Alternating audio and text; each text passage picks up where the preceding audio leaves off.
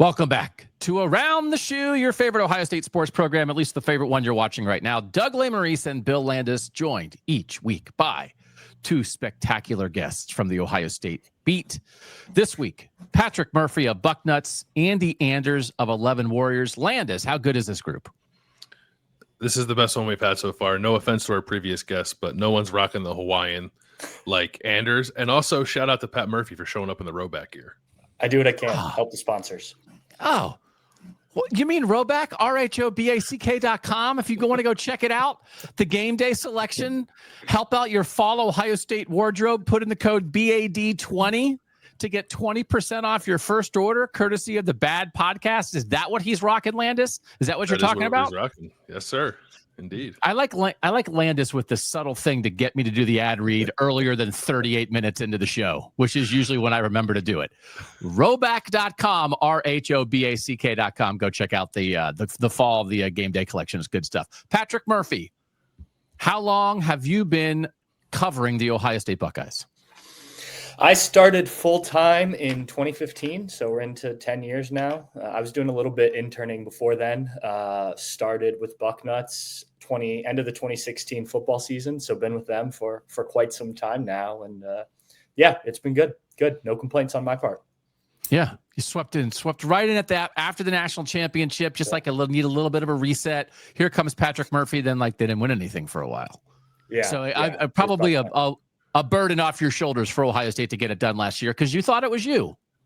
Definitely. I mean, I was around during the 2013 and 2014 season, but I didn't travel. I didn't do any of that. I just kind of wrote from afar and came to some interviews. So yeah, they clearly did not like what I was bringing, and they finally figured it out. Yeah, they got the Murphy vibe going. Andy Anders, how long for you covering the Ohio State Buckeyes over at 11 Warriors? Yeah, unlike Pat, I'm going to count my intern time because, I put in that work with Kevin Noon, rivals over there. But yeah, including that, 7 seasons now. Started back in 2018, so I got to see the last year of the Urban Meyer era. And then I've been there all but 1 year of the Ryan Day era when back in 2021 when I was living in Alabama. Bill, shout out to Bill, was help mentoring me during that time. Always very thankful for that. And I'd send him stories and he'd give me some feedback. So always very appreciative of that from him. But I grew up in Ohio. I went to Ohio State. It's been a dream to cover the team, and I'm excited to be where I'm at. Were you kidnapped? What happened? Why were you in Alabama? What happened? Listen, sports journalism, you got to take where the jobs lead you, and I got a sports editor job down there for a local paper. Covered high school sports for a while, which was fun and obviously very different from covering Ohio State because it's just you covering all the events and stuff you go to for the most part. So it took me down there for a year and led me back up here. I firmly believe that you do need to go where the job takes you, except the South. I don't apply that to that. Stay up here. All right, we got 5 quick hit Ohio State topics to discuss.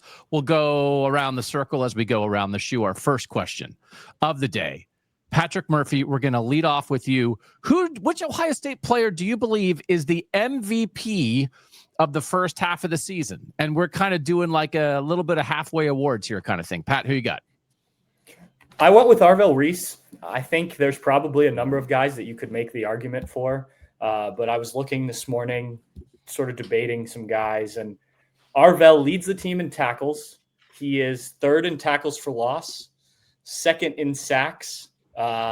So he's clearly been a big part of what this defense has done. He's moved around. He's lined up defensive line. We've seen him on both edges. We've seen him come up the middle. We've seen him fake coming up the middle to confuse quarterbacks. We've seen him line up at middle linebacker. He's been on the outside. So, look, I think the versatility that he provides has allowed them to unlock some things in Matt Patricia's defense that if you don't have an Arvell Reese type, you're probably not able to do. And I think he's been a big part of why they've been able to put together the best defense in the country so far this year. But again, I think you could make case for a lot of different guys. He just was the one that continuously stands out to me. And maybe it's because he's doing it for the first time and we didn't know completely what to expect. but I think he's been nothing but spectacular. That the V is hard. The V in life is always hard. Like, what does valuable mean to you in this situation? Because it's not, we didn't ask for the MEP, most excellent player. We didn't ask for the MCP, the most coolest player. It's a hard question, Andy. I'm curious where you go. Well, for me, I was going to go the same place as Pat, but I can't do that now because that would be tacky. No. I just want to say, because I already did some Orville research, I'm going to be tacky. Like, you're allowed to be tacky. Just go where your all heart right, takes you, Andy. fine then. I'll be tacky then. I'll hop on. I'm with the Arvell Reese MVP train. This guy is, I think, there's a very good chance he's a top 10 pick come the NFL draft time. Just watching him and the way he can forklift 350-pound offensive linemen and get after the quarterback. They use him all over the field. I mean, rush end, they'll line him up. They put him in B gap on the line of scrimmage. But for me, I think the reason I pick him as the most valuable, to me, value is enabling the defense to be at its best, or the unit you're on to be at its best. And what he's done in terms of just completely eliminating the threat of a mobile quarterback. I mean, what they did with him against Damon Williams Jr., what they did with him against Arch Manning, all these guys, like in the past, we've seen Ohio State defenses get hurt by guys who could run the ball at the quarterback position. And it seems whenever Arvell is out there, he's just mirroring the quarterback, or if they send him on the rush, he's often getting home. But if he's mirroring a guy who's fast and shifty like Damon Williams, I think Damon Williams' lowest rushing total outside the Ohio State game is 64 yards, something like that. And he had negative 28 against Ohio State. I mean, that to me is what Arvell Reese, when you have a linebacker who can do that and just eliminate the threat of a quarterback's legs, it allows the defensive line to pin their ears back a little bit more. So I really feel like he's elevated the entire defense because of that. Landis, you going there too? Yeah, he's my pick, but I will shout out somebody else. It's another obvious one, but I'll give some love to Jeremiah Smith on the other side of the ball. There is this notion, I feel like, that he's not been as productive as people thought he was going to be. He's second in the country in touchdown receptions. He's top 10 in receptions. He's top 20 in receiving yards. Like, he's been plenty productive, and we all know the impact that he has on Ohio State's offense. We saw the play 2 weeks ago against Minnesota when a bunch of defenders ran with him to set up the touchdown for Carnell Tate. They tried to set up something against Illinois with like a fake screen and throw it over the guys' heads to use Jeremiah as a decoy. But if you also go and watch the touchdown that Bo Jackson scored on the red zone pass, Jeremiah Smith runs like a deep, or not a deep, but like a dig route on the goal line. And at the time when Julian Sayin throws the ball to Bo Jackson, there are like 5 defenders circling Jeremiah Smith. And that entire left side of the field is wide open for Bo Jackson to catch the ball and then run in for a touchdown. So his gravity, Jeremiah Smith's gravity, I think is unlike anything else in college football. It is doing wonders for his teammates, and he's not so bad himself. So I think Reese is the right pick for the team MVP, but if you were to give like an offensive MVP, I think it's clearly Jeremiah. So if we were doing this Oscar style and we had 5 nominees, would the nominees be for Ohio State MVP of the first half, Caleb Downs for safety that plays everywhere, Jeremiah Smith for best player in college football, Julian Sayin for poise running the offense, Caden Curry for holy moly, what is that guy doing, and Arvell Reese for unlocking the defense. And they'd have the 5 guys on the screen, kind of like we have right now. If we had a 5th guy, 5 guys on the screen.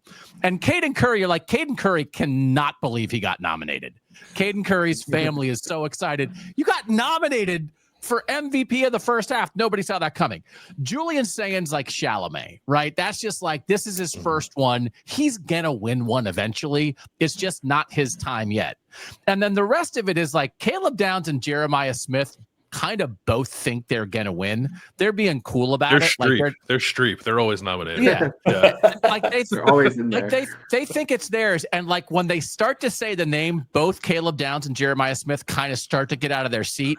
But then they say Arvell Reese, and they're kind of surprised at first. Arvell Reese goes, oh, and then Caleb Downs and Jeremiah Smith go, You know what? That's right. That's a good pick, and they respect it, Landis, right? Like we're talking about are Caleb Downs and Jeremiah Smith the two best players in college football? Because, by the way, I'm making it 4 for 4 on Arvell Reese. Are the four of us nuts, Bill? Or is that what's happening here, that Smith and Downs are like the baseline, but Reese is the elevator? I don't think anyone would disagree. Yeah, like clearly the college football world thinks Arvell Reese is the very least Ohio State's like most exciting player right now, and the draft guys can't stop talking about him to the point where it's almost annoying. I wish they would just stop watching college football and keep their tweets in their pocket, but that won't happen. Yeah, he's gone, unfortunately. But yeah, he's it's the production, it's the way that he clearly terrifies, I think, opposing offensive coordinators and opposing quarterbacks. And if you ask Jeremiah Smith and Caleb Downs if they thought he was the MVP, I bet their answer would be yes too. Yeah. Pat, did you think when you said Arvell Reese that we were going to go 4 for 4 on Arvell Reese? I didn't think it would be 4 for 4. I did think he would get mentioned by others at least. And Doug, you said he might be surprised. I don't know if he'd be surprised. When we were talking to him last week, that's the most confident kid. And we talked to a lot of confident kids. Like, he doesn't seem surprised by anything he's doing this year, which I think is a credit to him. Like, he knew he could come in and play. I think he thought he could do it last year, and just, he had better guys in front of him. But I'm glad you brought up Caden Curry too, because the way that he's been able to impact things from a guy that I don't think many people were talking about enough in the offseason.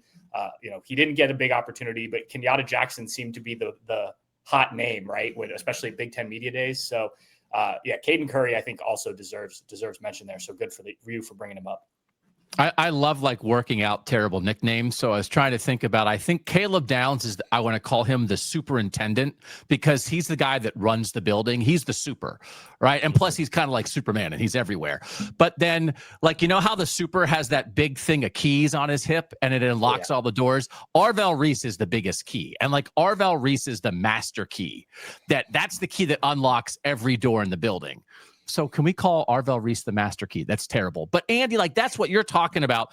I was looking at PFF, pass rush, success rate, how often you get a pressure compared to how often you pass rush. He's number 1 in the power conference because he's only has 58 pass rush snaps, but he has 16 pressures. But Andy, it's what you talked about. He can get after the quarterback. He can spy. He can drop in coverage. He feels like if Caleb's in charge, Arvell is what makes everything possible.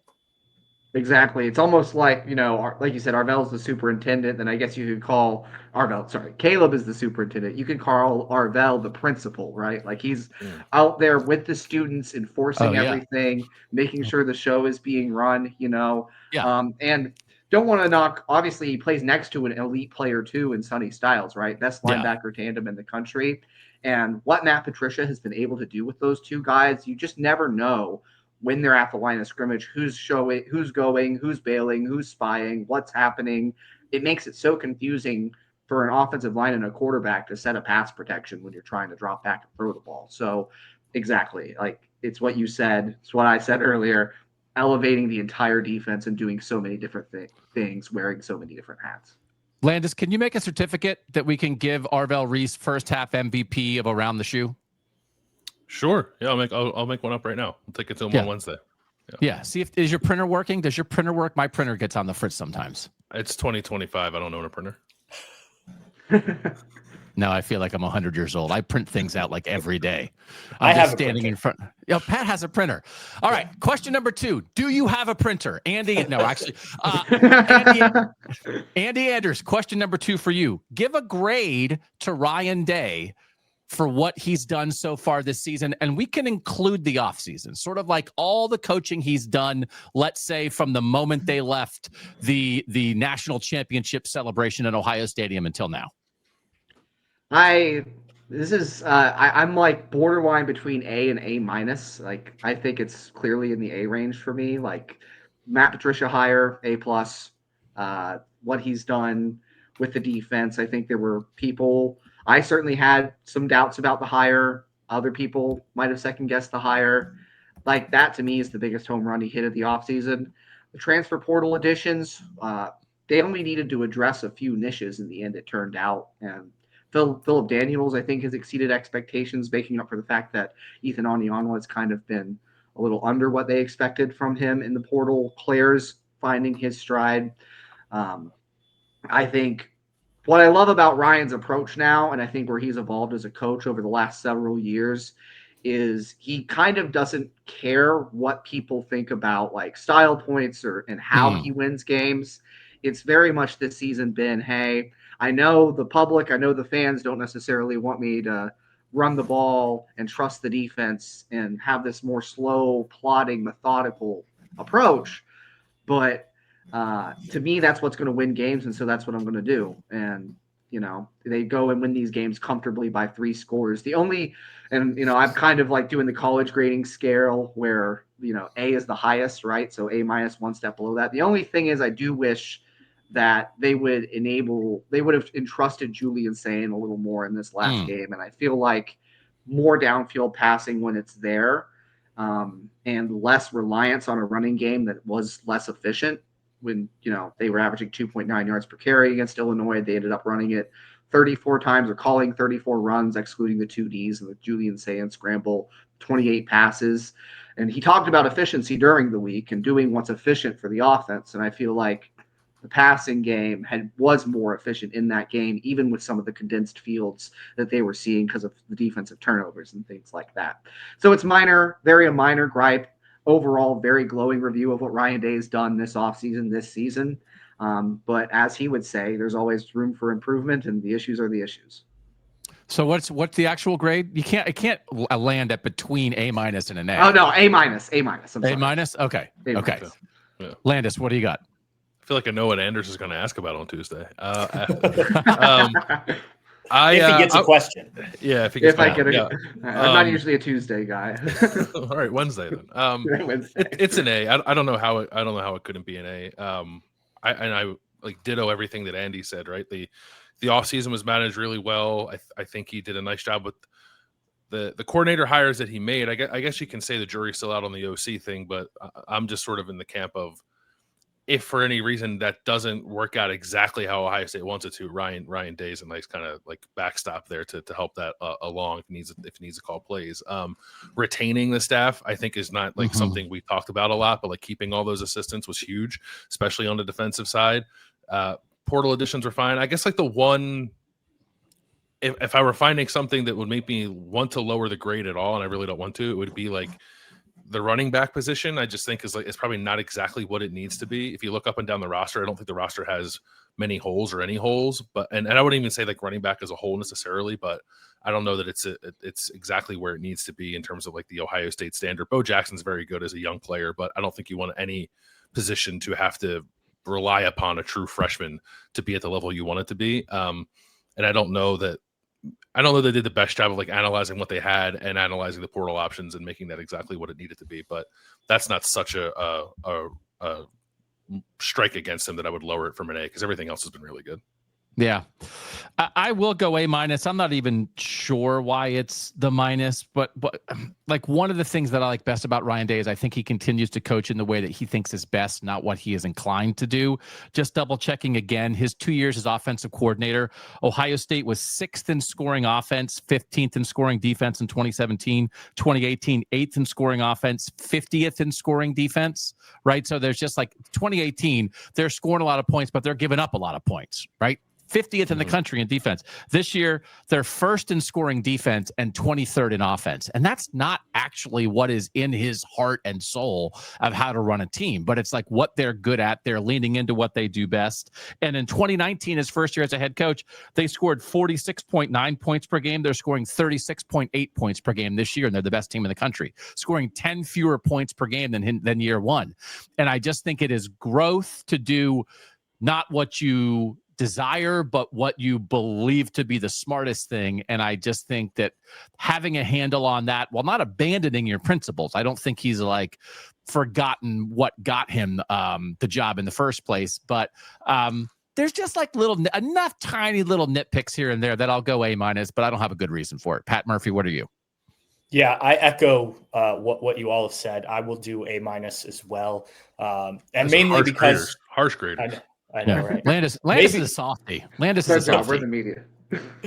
Largely due to the running game. Like I want to see that be, as you guys have said, like more explosive, find the holes, those type of things. Doug, I think the evolution of Ryan Day has been really interesting because last year, I think they managed it really well. I know they lose the 2 games, but he was probably one of the guys who was ahead of the times in, hey, let's slow things down. We want to play a long season, and that really works out, right? You get to the playoffs and they're the best team in the country. Obviously the Michigan game and the motivation there, but I think it was a really smart foresight that a lot of other head coaches probably didn't see. And maybe that's his NFL background. And then this year, like you guys said, the offseason I think was good. I think you had to give Brian Hartline this opportunity, whether or not you thought he was the best guy out there, because you risk losing him otherwise. And he brings a lot to the table. And we'll see how that ends up. But the way that he has managed the expectations and the week-to-week approach has been the most impressive thing for me, because it's easy coming off of any sort of championship to just sort of ride that wave. Yeah. And, even starting at Big Ten Media Days, maybe even before that, he's talking about, we're not defending a national championship. The players have that approach of we didn't win anything, even some of the guys who did win things. And every week they come out and, maybe it's not the fastest starts, but it's consistent. We haven't seen that letdown game where maybe they win, but they don't look good and they're just better than the other team all that much. I mean, maybe the Illinois game is the closest to that, but it's just this consistency that you don't always see from think about that 2015 team under Urban Meyer. And every week it's well, they're so good, but they didn't play that great. Right. And now that this team's coming out and they're number 1 in the country because they actually deserve it, not because they are the defending national champions. And I think that's a big credit to Ryan Day. All right, Landis, you want to change to A- just to be cool? Or are you good with your A? No, I'm sticking with my A. Yeah, look at you. And I can now. Landis is going to preface his question on Tuesday with Ryan. I gave you an A. That's Andy, right. Pat, and Doug gave you A minuses. Anyway, here's my question: why are you so great at your job, Landis? Question number 3 here on Around the Shoe. We're halfway through the regular season. Who's a young player you'd like to see a little bit more of in the second half of the year? Mylan Graham. He has played 65 snaps this year. They've targeted him once, and it was in the first game. And he's been on the field the last few games. It's not just that he's playing garbage time. He played 8 snaps against Illinois. He played 16 against Minnesota, but some of those were early before the game was a blowout. He played 5 against Washington. So they're getting him out there, but the ball is not coming his way because the ball is going to Jeremiah Smith and Carnell Tate a lot, which is not a bad thing. But I just don't think the slot receiver position, when they are playing in 11 personnel with 3 receivers, has been a plus for Ohio State this year, and it should be. I was looking at some of the stuff on PFF. So there are 271 Power 4 receivers who have at least 10 targets this year. Okay. And among those 271, Brandon Inniss is 242nd in yards per route run, less than a yard. It's bad. They just they don't throw in the ball a lot, but even when they do, there's just not much of an impact there. And I would at least like to see what it looks like if they throw the ball Mylan Graham's way a couple of times. I think he's a really talented young receiver. He's obviously a 5-star prospect. We've only really seen him in practice and in the spring game. Obviously, he was very good, but you can only take so much out of a spring game. I understand that, but just based on the fact that there's not much else happening at that slot receiver position, I don't think it would hurt to try it out. If Brandon Inniss were just a dynamite blocker every time he was out there, I would get it, but that's not really been the case, and he doesn't do a whole lot as a pass catcher. So in the name of maybe trying to take a little bit of pressure off of Jeremiah and Carnell, and obviously Max Clare can be a part of that, I wouldn't mind seeing someone else get a few targets at the slot receiver position just to see what it looked like, whether that was Mylan Graham or Bryson Rogers. Interesting. And I said young player in the question. It doesn't have to be a young player. It's just maybe a guy who hasn't done a lot yet that you'd like to see do more in the second half. We certainly have seen this history, Landis, of their receivers that pop in the second half of the year for Ohio State. That's not an unheard of thing. I don't know about this pick, but I'm going to say Isaiah West at running back as another true freshman with Bo Jackson. Isaiah West is listed at 5'10", 210. James Peoples is 5'10", 206. We just continue to have the conversation about are the backs breaking up enough tackles, doing enough on their own. Bo Jackson, when he's healthy, does that.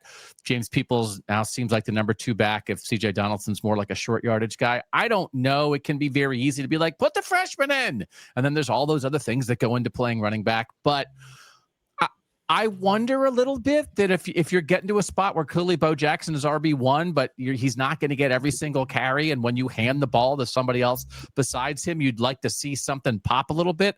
I wonder about it. And to get a little more action, maybe they're going to have some possible blowout games here in the back half of the season with Rutgers and UCLA and Purdue and Penn State, frankly. I might put 70 on Penn State. I don't know. I'm not like pounding the table for it, but I'm potentially curious about it. Could he get to the point where he's actually a guy you could put in a game, in a playoff game, and could give you a series? Pat Murphy, who's the person you'd like to see more of? Yeah, I'm in a similar vein as Bill, but I would like them to just use Brandon Inniss more effectively. And maybe the answer is, that he's not getting it done, and you do give some snaps to Mylan Graham, because I do agree with Bill, like that position isn't being used the way that Ohio State has used it in the past. Inniss so far this season has played all 6 games. He's up there in snaps. He has 12 targets and 11 receptions. Whether you could go back and look at every single snap and see, is he open? Is he not? Mm-hmm. Think about some of the handoff stuff that they've done, and in motion to Jeremiah. Well, Emeka used to do that, right? We've seen other slot receivers use that. Like, I just like to see him get more involved. I think that there's a player there, right? We know that. We've seen it in bits and pieces. He was, involved even last year when he wasn't playing as much. I just don't know why they haven't. And maybe it's as simple as these other 2 receivers are just that good, and maybe his time will come next year. But I think you've got a guy on the field already who's playing a lot of snaps who can be a weapon for you. And I understand the ball's not going to go to him every play, but I think that he can be utilized better going forward.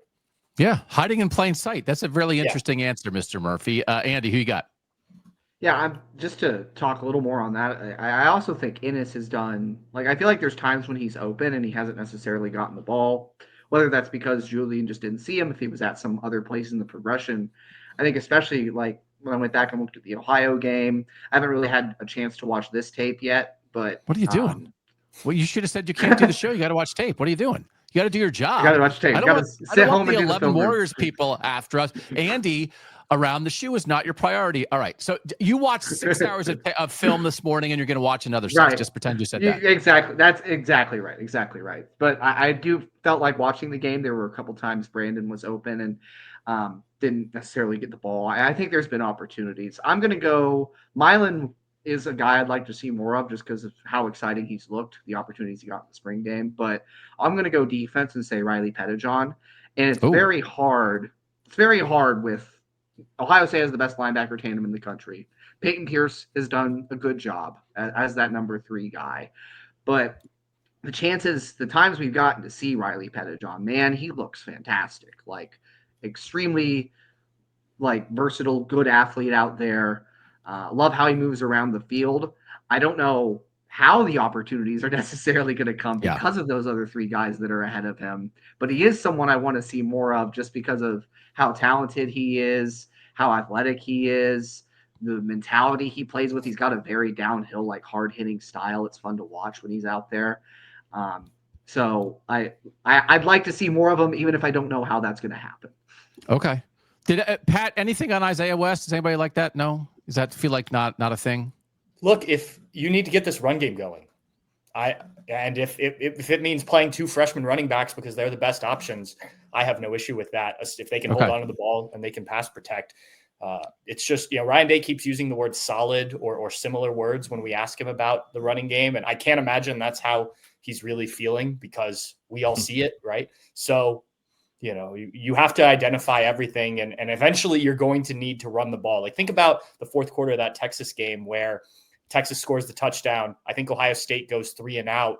If you had confidence in your run game, you just run the ball like you did against Penn State last year. And, you end that game right there. They did not. So that's going to be a factor at some point, whether it be in the regular season against Michigan, playoff, whatever. You're going to need to be able to either run the ball to try and score or help you run out the clock. And I'm perfectly okay with giving some other guys some options because outside of Bo Jackson and CJ Donaldson, those short yardage, it hasn't worked for one reason or another. Yeah. Okay. All right. Question number 4 is what percent does the losing streak to Michigan for Ohio State hang over this season. And I'm asking this like because sometimes I've felt it in when you're just writing about or talking about like how well this team is playing, number one team in the country, and then it's like, well, you know, you got to always like throw in the caveat, and we know they got to beat Michigan. They haven't beat Michigan. That's the thing. But it can throw like a monkey wrench into a situation when it feels like so many other things are going right. It hangs over this season 60%. And I will say that's because I think it's hung over 30% so far, and I think it's going to hang over 90% the rest of this regular season because, again, just double-checking this, there are 5 teams that are 0-3 in conference play, and Ohio State plays 4 of them the rest of the year.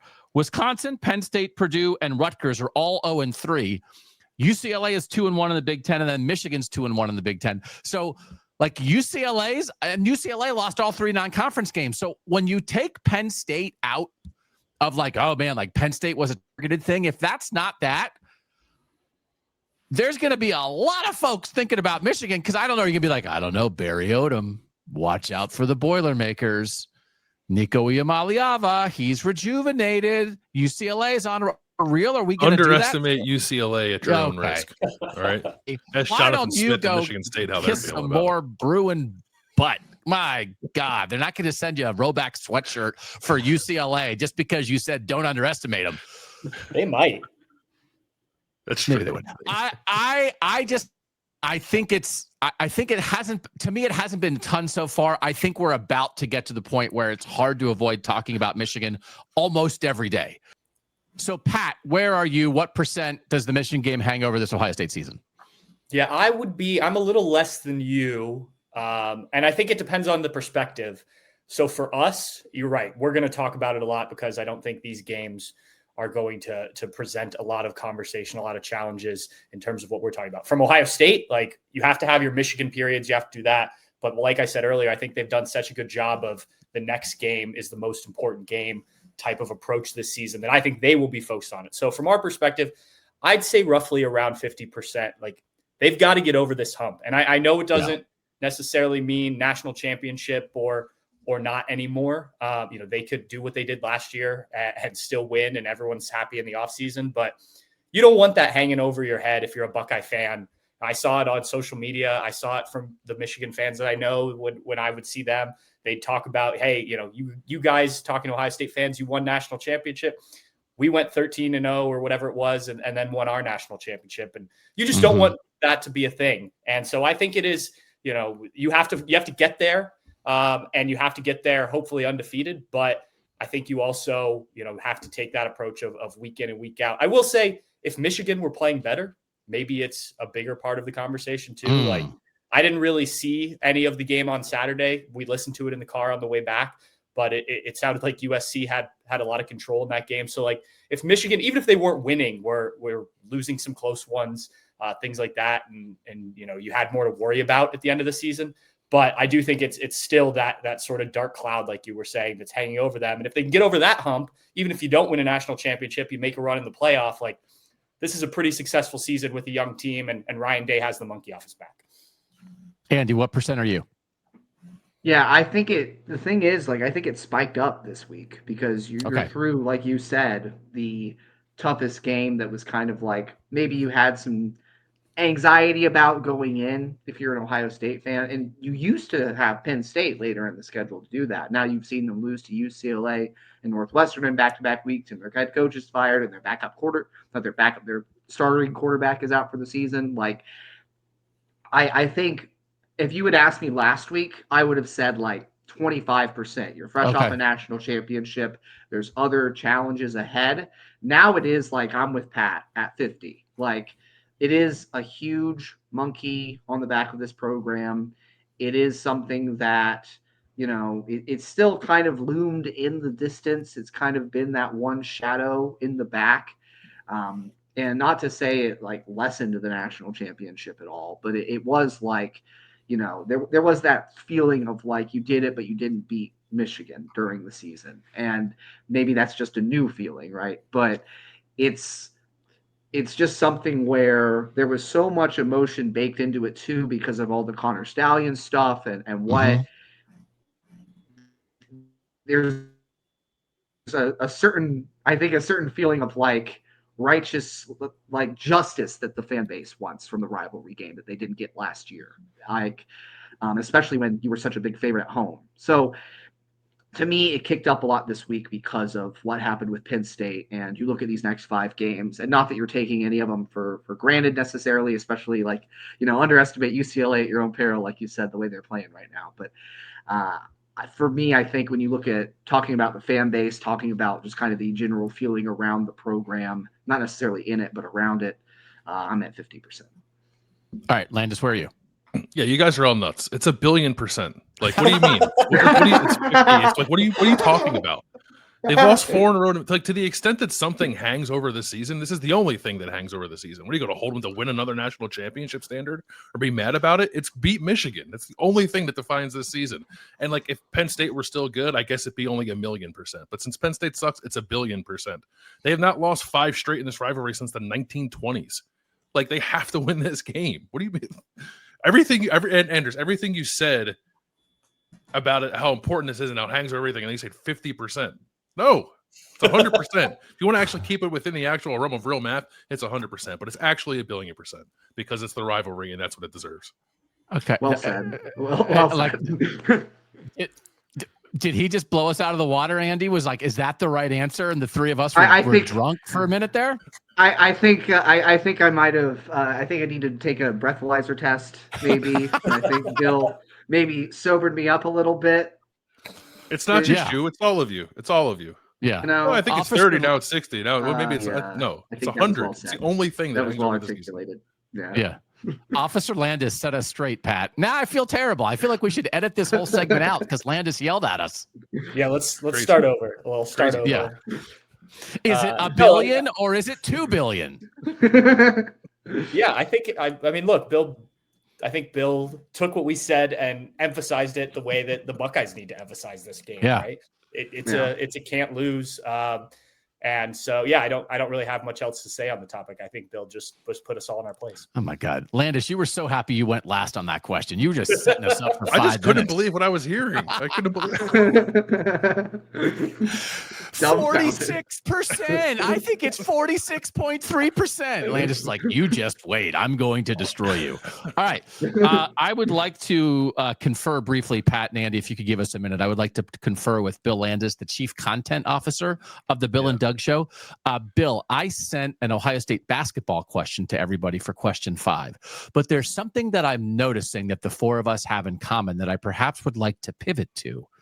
Do you know what it is that I might be noticing about the 4 people on the show, the 4 handsome men on the show? We all have beards. Do we want to make this beard talk instead of basketball talk? Because I've never been part of beard talk before. Sure. Do I have your permission to make it? I was going to defer to these 2 guys on basketball talk anyway, because I don't know. Okay. I was trying to figure out the other day if I could name one player in the Big Ten that's not on Ohio State's roster, and I couldn't. So okay. Andy, would you rather talk about basketball or beards?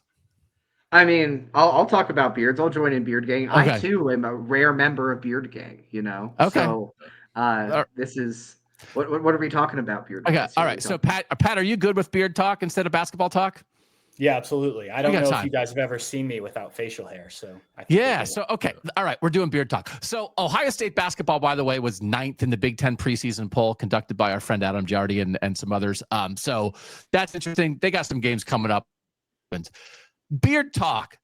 I don't usually have a beard. I have one for the moment. Patrick Murphy, how long have you had a beard, and what is your best beard tip? Ooh, beard tip. I'll have to think about that.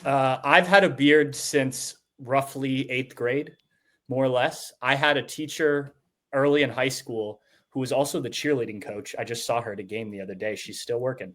That would yell at me because I would come in with facial hair. I went to a public school. This isn't like private school where they can tell you to have your hair a certain length or whatnot. But she would, every day when she would see me, she'd be like, you need to shave that off. Like, you're too young to have that much facial hair. So it grew in early. During COVID, I don't know if you guys remember this. I let my beard grow to about. I remember. Yeah. It was, I just didn't grow. I think it was like 8-9 months. I just let it grow. It was absurd. I also grew my hair out. No one noticed that because the beard was so long. Having good beard oil, if you're going to have like a real beard, is crucial. And I learned a lot about beard grooming and just like how to apply the beard oil with a comb, like a beard comb and all that. So if you're going to really grow it, not just, we all have some facial hair, but we're not going like long beards. But if you're going to do that, you got to take care of it. You got to get the right stuff. Can I say that when I was in 8th grade, the cheerleader coach yelled at me for growing a beard is quite a flex. Yeah, it happened. The facial hair started growing in very early. I remember my dad like trying to show me how to shave and being like, I didn't think we'd have this conversation for like 2 or 3 more years. Wow. Yeah, what a manly beard story. This is what we're talking about on Beard Talk. That's so good. All right. Andy Anders, what's your beard story, and do you have any beard tips? So beard story, yeah. I really, honestly, the first time I grew one out, it took me a while to get like facial hair that looked okay. Like I was not an early bloomer like Pat. It really took until college until I could like grow anything that like resembled a decent beard. It really became, the first time I grew one out, it was like a no shave November thing in college. And I didn't do as good a job. Like it was really just kind of a chin strap and a neck beard, and it didn't look that good. Love neck beards. I don't know if I'd say I love neck beards. But so I had that, and then I would shave it off, and I kind of like, this is probably the most manicured, like kind of lined up beard I've ever had. I just like, a lot of times it'll just like, I'll forget to shave for a week or 2, and then I'm like, I'll just grow a beard now, but I think for me, what was important is figuring out my neckline. So what I think looks good for me is like down here past my sideburns, there'll be a like where it stops coming in, and I'll just cut it all the way across right where it stops coming in on the sides. And if you're listening on the podcast, Andy just tilted his head like all the way to the side and got very descriptive with pointing at his neck. So that was very good. So you are aware of like down below, making sure you don't got stragglers. Yeah, exactly. And so, and then I'll clean up the cheeks a little bit so that like anywhere where it's not thick, I'll trim it off. If I could ever pull off a mustache, just a mustache, I think I would try to, but there's like a part right in the middle of my mustache that wouldn't look good if it was just a mustache. You get some fake hair. Get some fake hair in there. Okay. Andy, tell the story. Andy, tell the story where you only shaved half your face. Come on. Oh, yeah. So one time, Pat and I, there was a basketball availability. I think it was actually an open practice, right? We were watching a practice. Yeah. I think it was in the shot on the like home gym floor. And I was like in a rush to get over there, and I had shaved half my face and forgotten to do the other half. And so I came there. Luckily, it was still pretty short at that point, but like I pointed it out to Pat, and he was like, "Oh wow, yeah, it was pretty funny." It was incredible. Half my face was unshaven and half was. You need to set alarms on your phone about shaving. There's a lot of forgetting that's going on here. One time when Pat Murphy was in 3rd grade, he forgot to shave for a week, and he looked like Teen Wolf. So like you got to have a good plan. Landis, how long have you had a beard? What's your beard tip? I've probably had it steadily for about 10 years, I would say. I wasn't allowed to grow one in high school. I went to an all boys Catholic high school, so we weren't allowed to have facial hair, but I don't even know back then if I could. I don't think I started shaving really until I was in college. And then in college, when I did start to grow it out, like my mustache does not grow as thick nor at the same rate as my beard. So for a while, and it was a bad look, I would shave my mustache, but not my beard. Nice. So I was looking rather Amish for quite some time. Even like when I first started working at Cleveland.com, I think if you go look at some of those like early videos we did, I'm pretty sure I have a beard but no mustache. It looks ridiculous. So like I still can't grow a great mustache, but I at least let it grow out enough so that like I don't look like a fool. But my biggest problem is like I've never really been able to get it to connect here like true goatee style. Yeah. But we kind of deal with whatever genetics we've been dealt. But yeah, I've had It's been longer than this. I have at times had it shorter than this, mostly by accident. If I'm doing it myself and I accidentally go too low, then I have to like make the whole thing match. But this is about where I like to keep it. It's a little longer on the chin. I think Pat is right about getting some beard oil. I use some beard balm. I brush it every day. I think the biggest tip I would give someone is like, and you guys kind of all hit on this, is like sort of just like understand how your facial hair grows, right? Like, understand what length works best for your face. Cause, I've grown my beard out like super bushy at times. And like, it's just not a good look. So like a little tighter for me, I think works better. But for other people, I've seen like the longer look really good. And then, groom it, like groom it as if like the same way you do your hair. Like don't just let it grow and then ignore it. Cause then you start looking like a homeless guy. I'm out. That's too much. All right. I've had a beard No, for it's 3 a great weeks. look for you. It's a great look for today. It looks fantastic, Doug. Keep it, Doug. Keep it. I haven't groomed. Don't leave Beard Gang. You just joined. I know. That's why I had to take advantage today. Well, I appreciate you guys welcoming me into Beard Gang. And so maybe when we go like on Wednesday night interviews, let's have all the beard people stand together. Hey, Doug, can I add one thing? Yeah. I will say, because you both Andy and Bill said, it doesn't grow here, it doesn't grow here. It makes it sound like I was at an advantage here. I want to say, as an 8th grader with a full beard or having to try and shave like weekly was quite the undertaking and not the most exciting thing. Like I had people, not just the cheerleading coach, but other people, like friends of mine, that gave me stuff for having a beard so early, and then the trying to figure out the shaving process as a kid. So it wasn't all great to have that starting early. I don't want to make it sound like I was bragging there, because I definitely wasn't. Yeah. I like the image of Pat just like going around Halloween time with a full beard, trick or treat. Get out here. But that's the thing, like 18-year-old. that was the thing. Like I'm not tall and my voice hadn't dropped. So I'm like, it wasn't like I was completely through puberty. I just, for whatever reason, had facial hair before most people. So I was like this, 11-year-old with facial hair, and everything else was normal, and I was shorter than everyone else. My God, this is like an after-school special. The boy with the 8th grade beard. This is like it's inspiring. It's a little like there's some growth in here. There's like some adversity. I would watch that show. Gentlemen, thanks for joining us here on Around the Shoe and talking about beards and the Buckeyes. Pat Murphy, where can the folks find you? You got anything popping coming up over there at Bucknuts?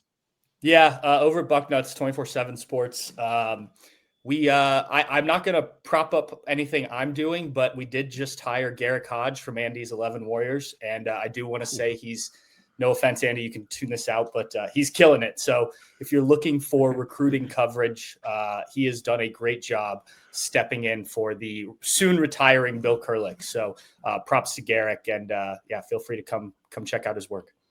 Wow, I didn't know. Landis, we're going to have a little like Lions Chiefs post-game brawl here. Andy's going to give Pat a swat in the side of the head for taking one of his guys. I believe it was amicable, the move. Andy and Garrick and Dan Hope seemed to be all good. We seemed to be good. So I felt comfortable saying that while Andy was on the show. Okay. Well, I would say if for some reason it wasn't amicable, it would be the first time. It would be the first time ever on the Ohio State beat that stuff got weird. Only time. Andy, where can the folks find you? Yeah, I'm on 11 Warriors, as previously mentioned. Our stuff is free. I love what I do. I love that a lot of people read what I do. I won't, like Pat, I'll take the time to prop up what other people are doing. Dan Hope, who's been on this show before, who is our other football beat reporter there at 11 Warriors. He's got his weekly Big Ten power rankings coming up. So if any of you are interested in seeing where his take on where some teams fall, there might be some placements that shock you in there. Can I give a shout out to Dan, by the way? Because didn't he put Penn State last before they lost to Northwestern? Yes. Yeah. Yes. He knows ball, that guy. Yeah. He knows, wow. Dan is certainly a ball knower and one of the hardest working people in the game. I've learned a lot working with him, so always want to shout out what he does. And our recruiting coverage is lessened now that we don't have Garrick, but I'm glad I'm rooting for him. We're still there's no bad blood there at all. Total goodwill. And I love, he's a good friend, and I'm glad that he's doing well with Bucknuts. So Landis, Pat and Andy had really nice things to say about coworkers. You want to throw anything in here? You have a great beard. You should keep it. All right. Yes. Landis keeps me alive. Pat and Andy, thank you both for being here on Around the Shoe. Every week we find two great people from this robust, energetic Ohio State beat. We're so grateful you guys for taking time out of your day. We're grateful to you guys for joining us here every Monday. For Patrick Murphy, for Andy Anders, for Bill Landis, I'm Doug Lesmerises, and that was Around the Shoe on the Bill and Doug Show.